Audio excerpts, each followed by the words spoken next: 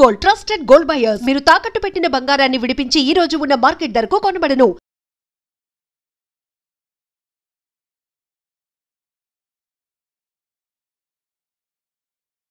మధ్యాహ్నం తర్వాత భారత రాష్ట్ర సమితి నుంచి ఒక ప్రకటన మీ అందరి ద్వారా నేను మీడియాలో చూడడం జరిగింది.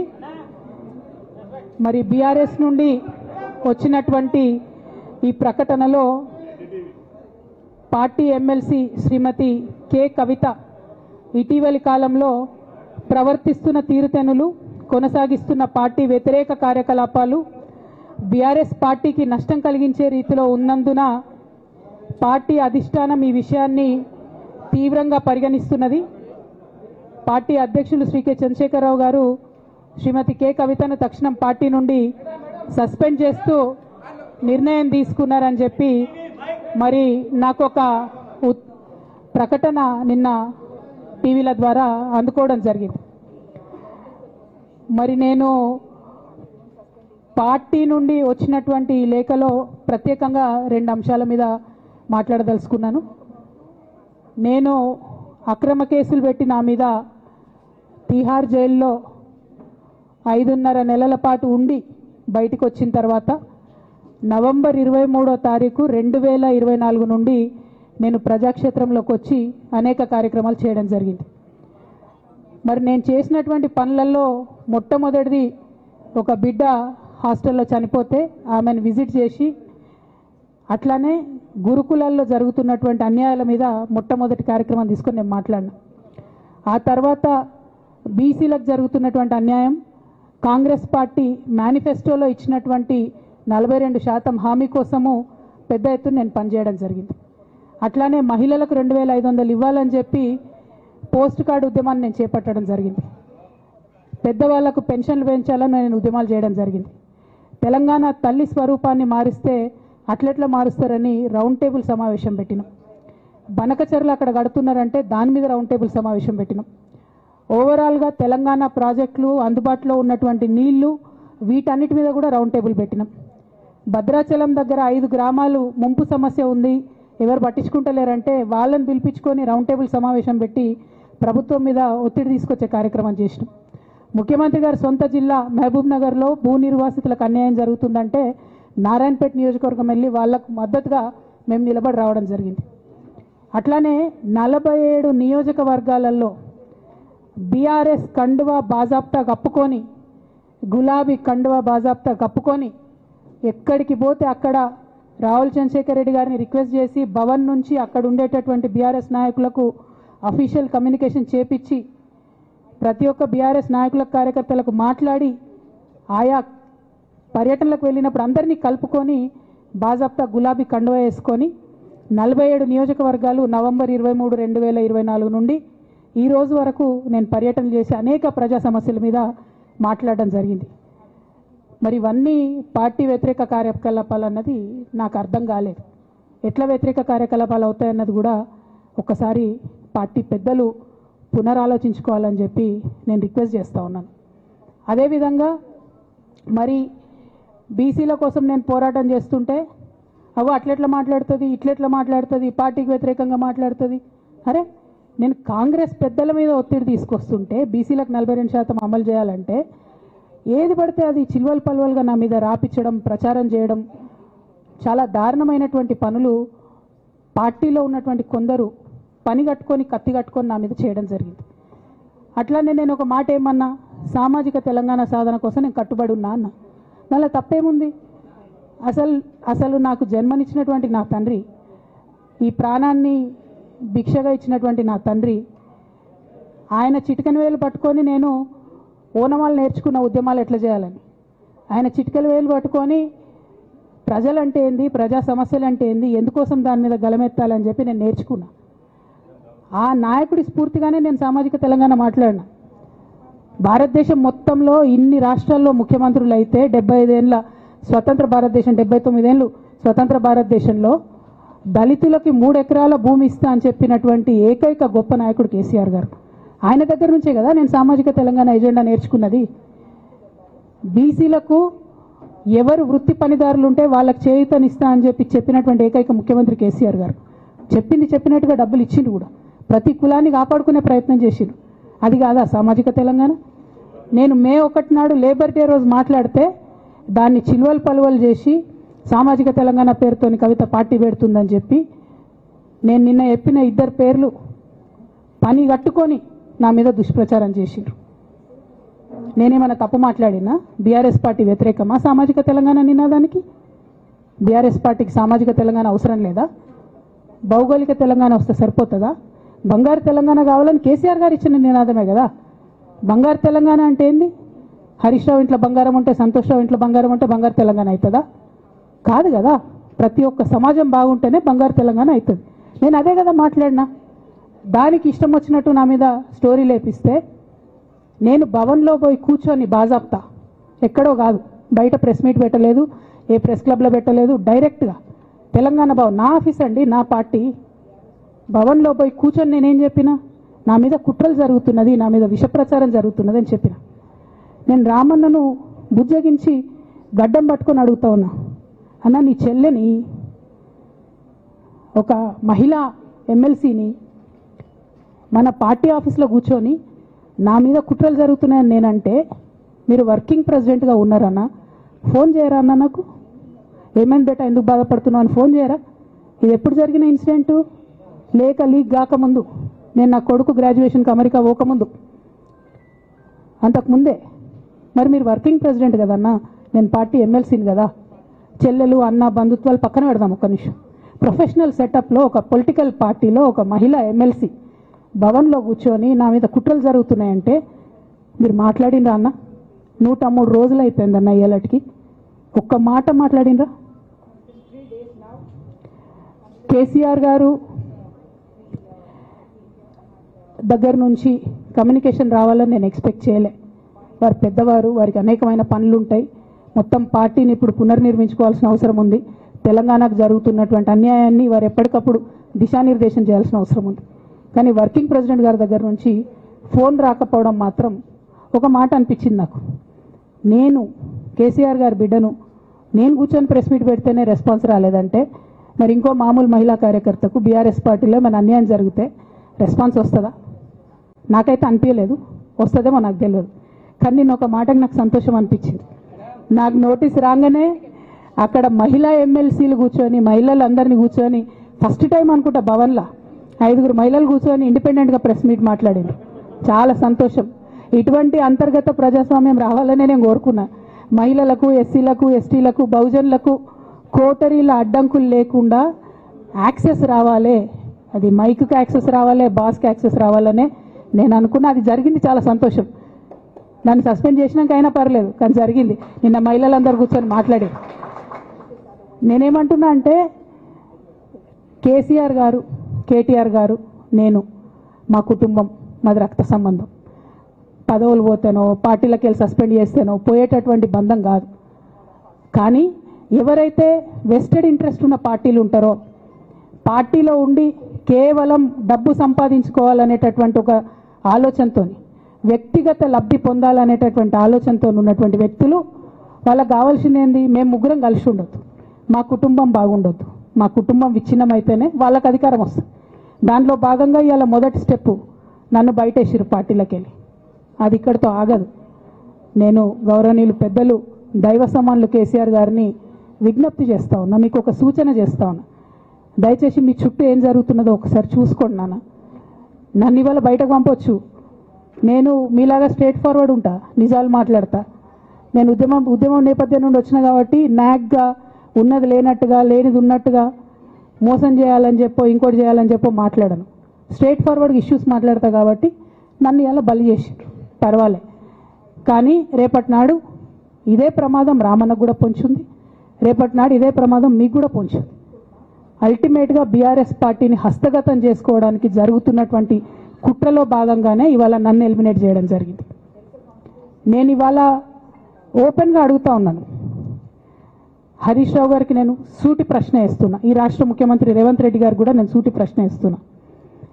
నా మీద కుట్రలు ఎప్పటి నుండి ప్రారంభమైనాయి? ఎప్పుడైతే హరీష్ రావు గారు, రేవంత్ రెడ్డి గారు ఒకే ఫ్లైట్లో హైదరాబాద్ నుండి ఢిల్లీకో, ఢిల్లీ నుండి హైదరాబాద్లో ఒకే ఫ్లైట్లో వాళ్ళిద్దరు ప్రయాణం చేసి వచ్చినప్పుడు హరీష్ రావు గారు రేవంత్ రెడ్డి గారి కాళ్ళు పట్టుకొని సరెండర్ అయినాక ఈ కుట్రలు స్టార్ట్ అయినాయి, నా మీద ఈ స్టోరీలు స్టార్ట్ అయినాయి, మా కుటుంబాన్ని విడగొట్టాలనేటటువంటి కుట్ర స్టార్ట్ అయింది. నేను ఛాలెంజ్ చేస్తా ఉన్నా, రేవంత్ రెడ్డి గారు మీరు చెప్పండి, ఆ ప్రయాణం జరిగిందా జరగలేదా? హరీష్ రావు గారు మీరు చెప్పండి, ఒకే ఫ్లైట్లో మీరు రేవంత్ రెడ్డి గారితో కలిసి వచ్చిండ్రా రాలేదా? ఆ తర్వాత నుండే నా మీద ఈ కుట్రలు జరుగుతున్నాయా లేదా? సరెండర్ అయింది మీరు.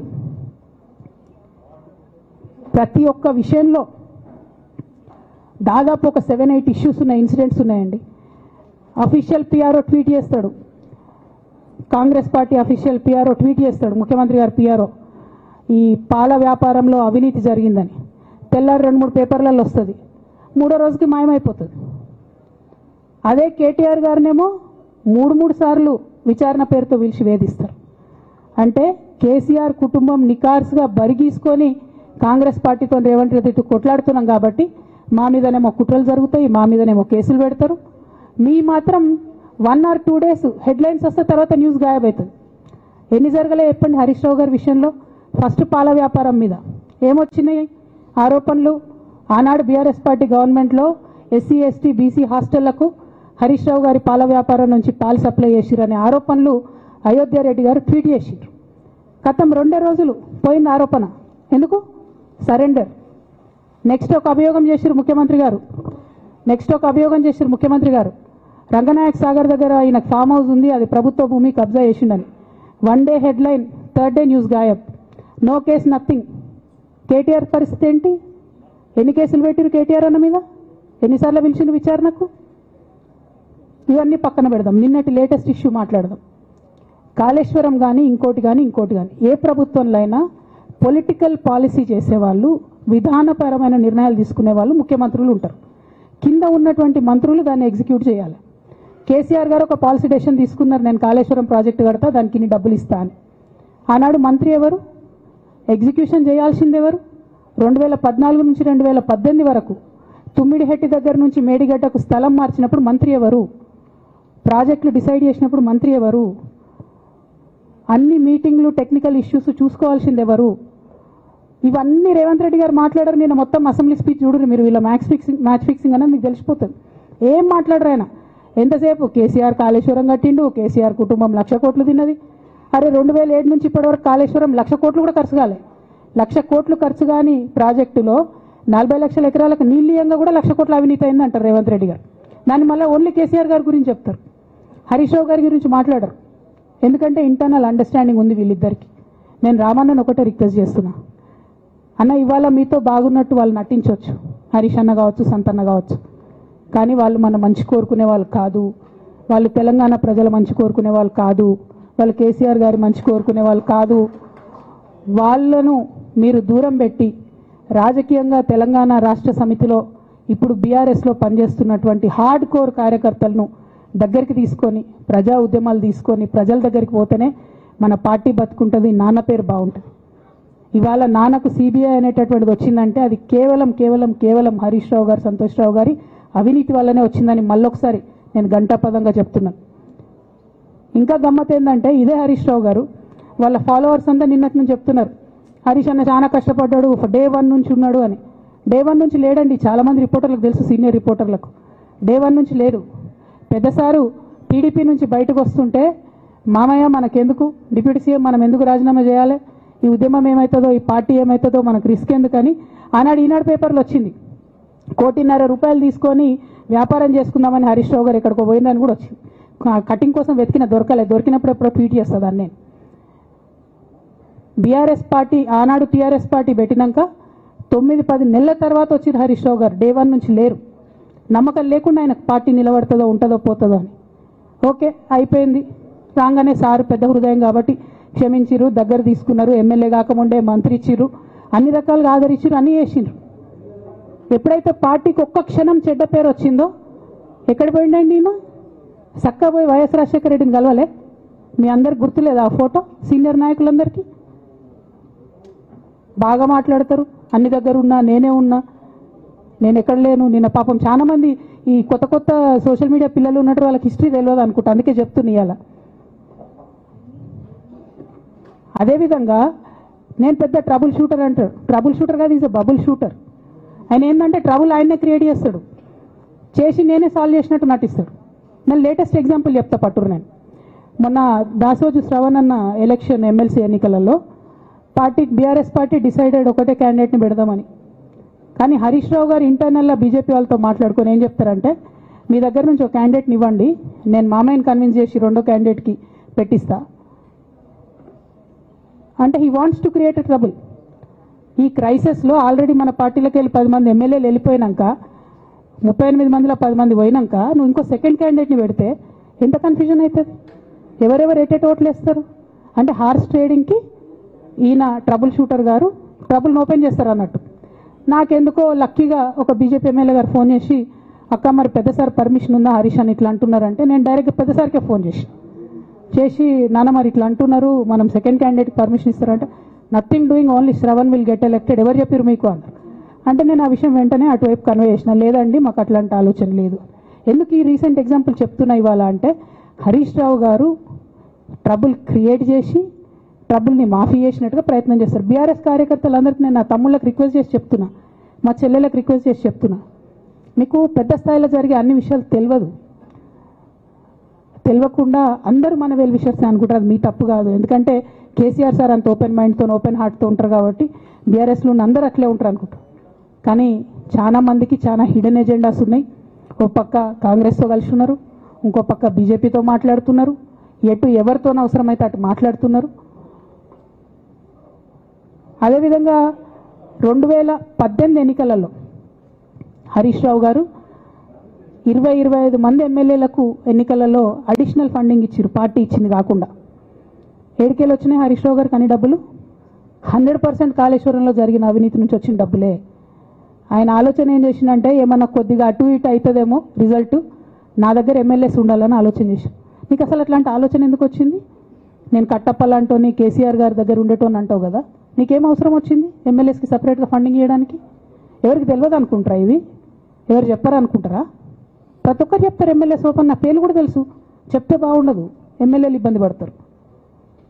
నేను అనేది ఏంటంటే, 2009లో రామన్న సిరిసిల్ల ఎలక్షన్లో మా బంధువుకు సంబంధించిన వ్యక్తులతోని 60 లక్షల రూపాయలు పంపిన హరీష్ రావు గారు రామన్నను ఓడగొట్టడానికి.